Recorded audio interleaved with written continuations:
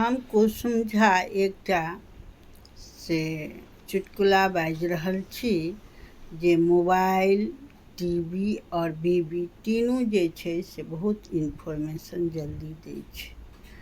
तऽ सखी सब कहलखिन केना दै छै तऽ हम कहलियनि अच्छा हम बता दै छी। जखन मुम्बईमे ब्लास्ट भेल रहै 8टा AC बोगीमे तऽ टीवीमे हम देखलियै जे ब्लास्ट भेलै।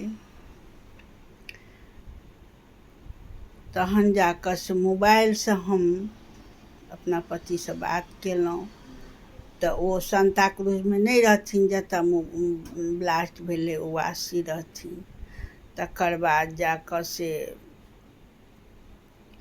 ब्लास्ट भेलै, तकर बाद जा कऽ से कटि गेलै, कनेक्शने कटि गेलै।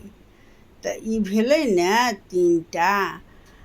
टीवीमे हम देखलियै और हम बीबी भेलियै और मोबाइलसँ हम बात कऽ लेलियै।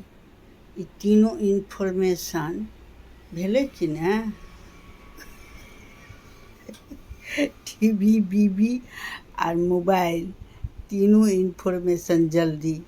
तऽ ओ ब्लास्टके टाइममे ई तीनू काज केलकै।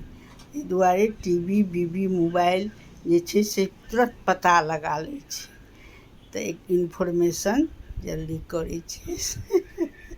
केहन लागल से कहब सखी।